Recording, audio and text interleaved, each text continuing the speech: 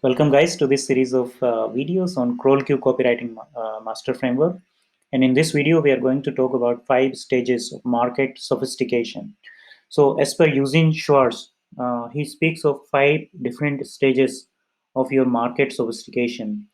Market sophistication here is really in connection with your niche, the the specific person with a specific situation and with a specific desire. So this is our definition of niche, the person that we are targeting, the person we can take on a coffee date.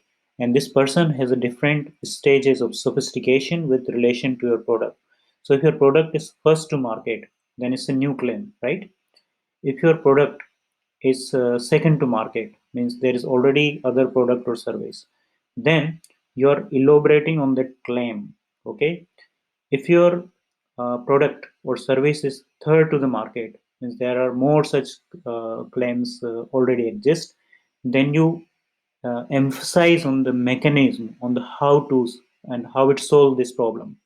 And if your product or service is to fourth to the market, that means it's quite kind of saturated market, then you really elaborate on the mechanism in terms of that your product or service is better, faster, and cheaper as compared to other options available in the market.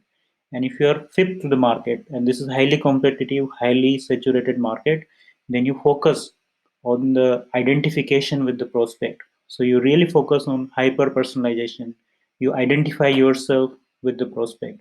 So you see, the more saturated is the market, more difficult it becomes to sort of come with a resonating headline with the message.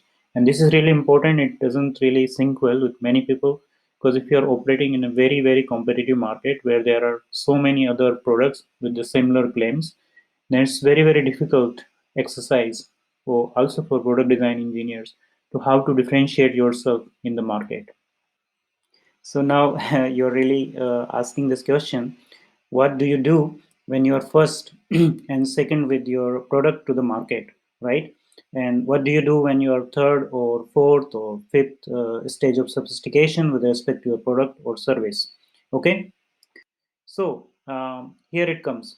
And it's very easy when you're first or second with your product to the market. Be simple, be direct, above all, don't be fancy.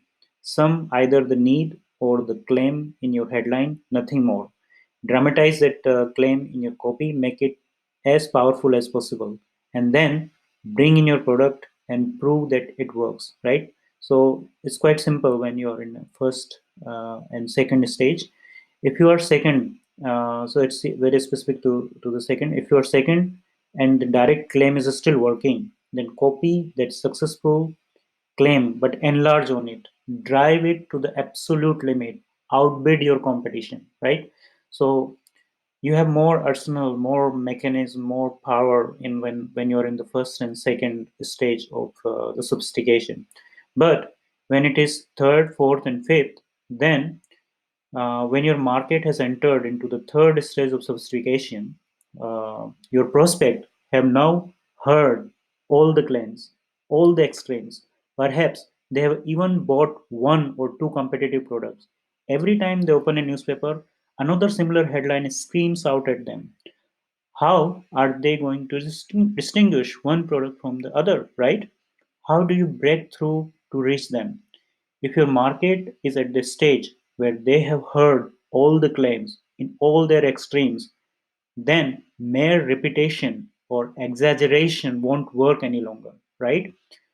What this market needs now is a new device to make all these old claims become fresh and believable to them again.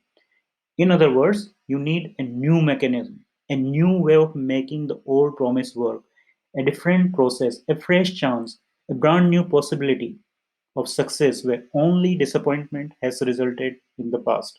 In the fourth stage of sophistication, in the fourth stage of sophistication, if a competitor has just introduced a new mechanism to achieve the same claim, as that performed by your product, right?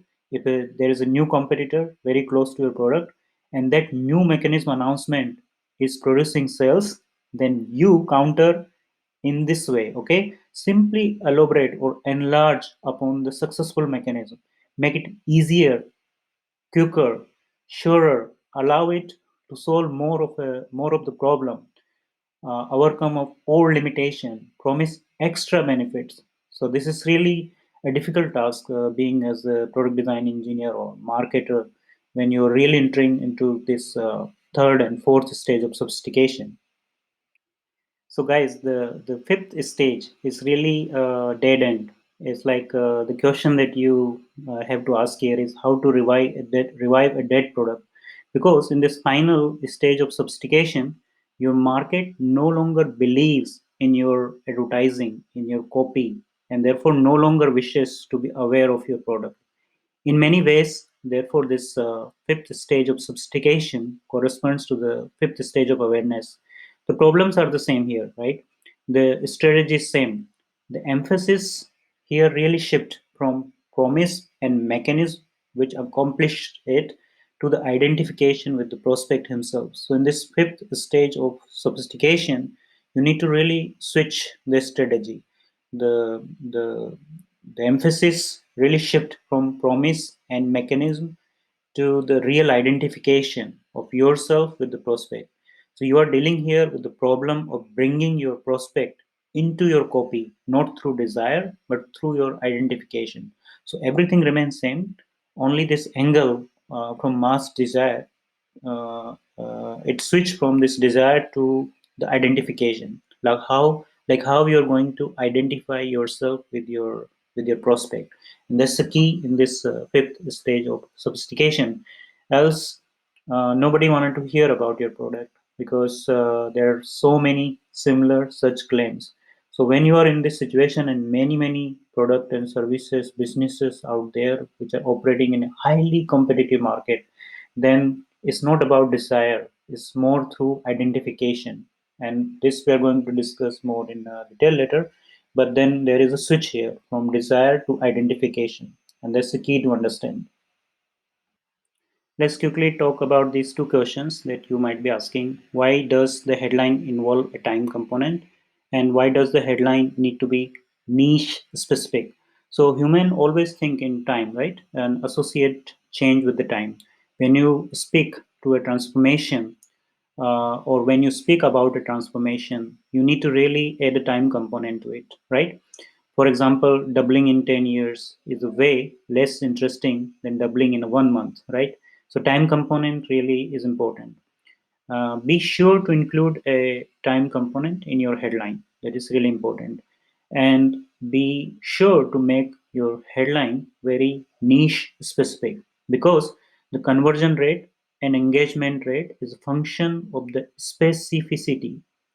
I repeat, the conversion rate and engagement rate is a function of specificity. More specific you are, meaning the more relevant the piece, your copy, your content is to the target audience, the higher the engagement rate will be. When you are specific to a niche, your headline will resonate more than just a broad claim, right? And so it is really important to understand this, that your headline need to be really niche specific. Otherwise, we are not going to have a high engagement rate and conversion rate, and we are just carrying this leaky bucket of where a lot of traffic is coming to our website, but that's not really converting because our headline and messaging is not really niche specific. Okay. So guys, here are some example of how you can create the time component and niche specific component into your headline, and you can use this template. So how company name went from state 1 to state 2 in time frame using this mechanism. For niche, blah blah blah. How to go from state 1 to state 2 in time frame using mechanism, blah blah blah. How to go from state 1 to state 2 in time frame using mechanism with negative outcome. Case study. You can also start directly with a case study. How company went from state 1 to state 2 in time frame using this mechanism. Here is an example. How to take your B2B SaaS company from zero, dollar zero, right, to dollar 1 million in 12 months or less using content marketing funnel and AI powered content automation. So this is an example. There are multiple variations of this, but this is how a general template will work in this situation where you want to include a time component and niche specific promise to your headline. Okay.